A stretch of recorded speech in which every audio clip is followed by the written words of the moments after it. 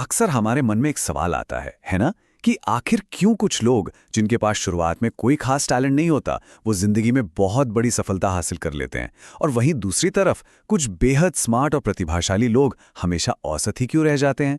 इस दिलचस्प विश्लेषण में हम इसी गहरे रहस्य से पर्दा उठाएंगे। चलिए मनोवैज्ञानिक कैरल ड्वेक की किताब माइंडसेट के मुख्य विचारों के जरिए इस विषय की तह तक जाते हैं। सच कहूं तो सबसे पहला ख्याल यही आता है कि क्या सफलता बस किस्मत या तकदीर का खेल है?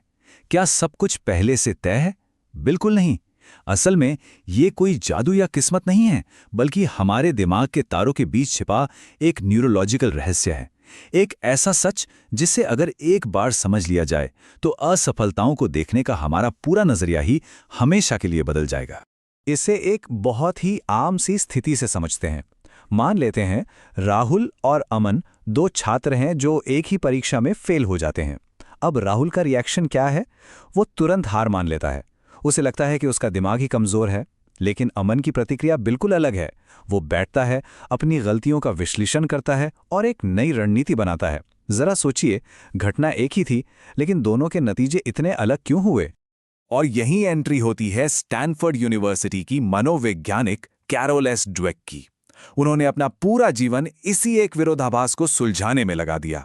और जानते हैं उनके शोध से क्या पता चला? पूरी दुनिया के लोगों को मुख्य रूप से दो अलग अलग मानसिक श्रेणियों यानी माइंडसेट में बांटा जा सकता है। इनमें से पहली श्रेणी है फिक्स्ड माइंडसेट। ये वो सोच है जहां माना जाता है कि हमारी बुद्धिमत्ता और क्षमताएं पत्थर की लकीरें हैं। इस माइंडसेट वाले लोगों को लगता है कि अगर वे किसी काम में फेल हुए तो ये उनकी पहचान पर सीधा हमला है। उनके लिए टैलेंट जन्मजात होता है, जिसे कभी बढ़ाया या बदला नहीं जा सकता। इसके बिल्कुल विपरीत है ग्रोथ माइंडसेट। यहां दिमाग को एक मसल, एक मांसपेशी की तरह देखा जाता है। जैसे जिम जाने से हमारा शरीर मजबूत होता है, ठीक वैसे ही मेहनत और अभ्यास से दिमाग भी विकसित होता है। इस सोच के साथ असफलता कोई दुनिया का अंत नहीं है, बल्कि ये सीखने के लिए एक बहुत ही शानदार फीडबैक है। अगर इन दोनों की तुलना करें तो अंतर साफ नजर आता है। एक ही असफलता फिक्स्ड माइंडसेट वाले व्यक्ति को हमेशा के लिए डरा देती है, जिससे वो नई चुनौतियों से भागने लगता है, जबकि वही असफलता ग्रोथ माइंडसेट वाले व्यक्ति को और अधिक समझदार बना देती है। असल में बुद्धिमत्ता, असफलता और चुनौतियों को देखने का ये नजरिया ही हमारा पूरा भविष्य तय करता है। लेकिन जरा रुकिए, ये सोच पैदा कहाँ से होती है? बचपन में हम अक्सर सुनते हैं, अरे वाह तुम तो पैदाइशी जीनियस हो। सुनने में बहुत अच्छा लगता है ना? लेकिन मनोविज्ञान कहता है कि बचपन में समाज द्वारा की गई ऐसी तारीफें असल में बहुत खतरनाक हो सकती हैं। ये अनजाने में जोखिम लेने का एक गहरा डर पैदा कर देती हैं, क्योंकि कोई भी अपनी उस जीनियस वाली परफेक्ट छवि को कभी टूटने नहीं देना चाहता। तो सवाल यह है कि तारीफ आखिर किस चीज की होनी चाहिए? जब हम जन्मजात प्रतिभा के बजाय मेहनत, प्रयास और रणनीति की तारीफ करते हैं तो दिमाग ये समझता है कि सफलता का असली कारण कड़ी मेहनत है, ना कि कोई इनबॉर्न टैलेंट। ये एक बहुत ही प्रभावशाली वैचारिक बदलाव है। चलिए एक छोटा सा रियलिटी चेक करते हैं। हम सब ने उन गिफ्टेड बच्चों को देखा है जो स्कूल में बिना कुछ खास पढ़े टॉप कर लेते हैं, लेकिन जैसे ही असल जिंदगी का भारी दबाव उन पर पड़ता है, अक्सर वे पूरी तरह बिखर जाते हैं। इसके विपरीत वो औसत बच्चा जो हमेशा से संघर्ष करना जानता है, असल जिंदगी में बहुत आगे निकल जाता है। क्यों? क्योंकि वो मेहनत की कीमत और मुश्किलों से डटकर लड़ना सीख चुका होता है। ये एक ऐसा कड़वा सच है जिसे हमें हमेशा याद रखना चाहिए। मेहनत उस टैलेंट को हरा देती है जब टैलेंट मेहनत करना बंद कर देता है। ये साफ तौर पर बताता है कि हमारा लगातार किया गया प्रयास हमारी किसी भी जन्मजात क्षमता से कहीं ज्यादा शक्तिशाली है, और इतिहास इस बात का गवाह है। ऐतिहासिक प्रमाण के तौर पर इस महान उदाहरण को ही देख लीजिए। माइकल जॉर्डन, बास्केटबॉल की दुनिया के सबसे बड़े नामों में से एक, लेकिन शायद बहुत कम लोग ये जानते हैं कि उन्हें अपनी हाई स्कूल बास्केटबॉल टीम से ही बाहर निकाल दिया गया था। क्या उन्होंने इससे अपनी पहचान बना लिया? नहीं, उन्होंने इस रिजेक्शन को अगले दिन से और ज्यादा सुबह उठकर अभ्यास करने का ईंधन बना लिया। इसी तरह जरा इस आंकड़े पर गौर कीजिए, 10,000। थॉमस एडिसन लाइट बल्ब बनाने के प्रयास में पूरे 10,000 बार असफल हुए थे, लेकिन उनका नजरिया क्या था?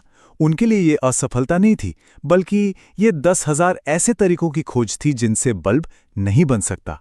उनके लिए हर असफलता बस एक नई सीख थी। खैर, थ्योरी तो बहुत हो गई, अब सीधे आते हैं हमारे एक्शन प्लान पर।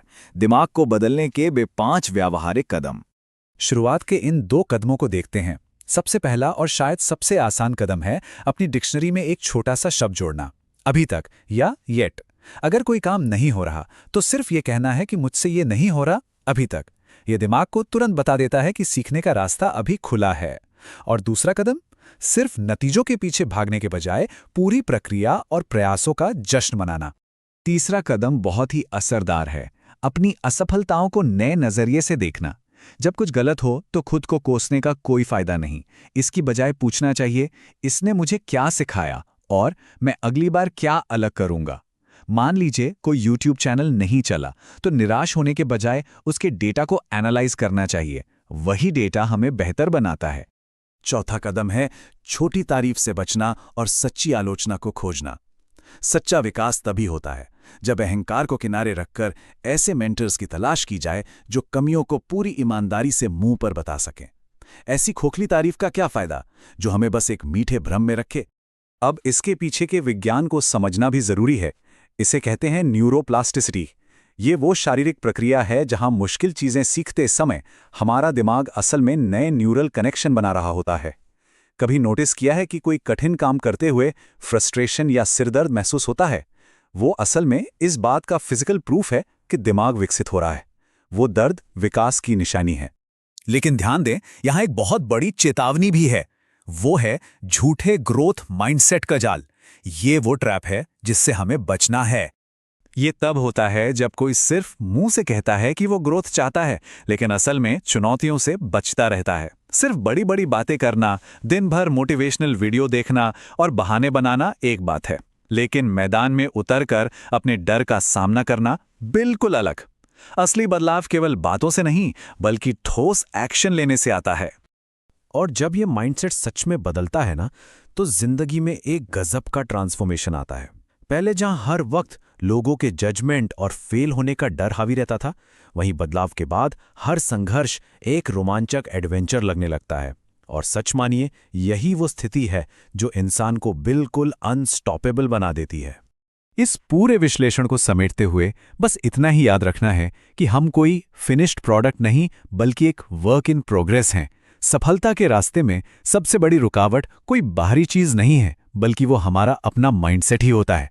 हमारा दिमाग एक गीली मिट्टी की तरह है जिसे जब चाहें जैसा चाहें आकार दिया जा सकता है। तो क्या हम अपने दिमाग की इस मिट्टी को एक नया और निडर आकार देने के लिए तैयार हैं?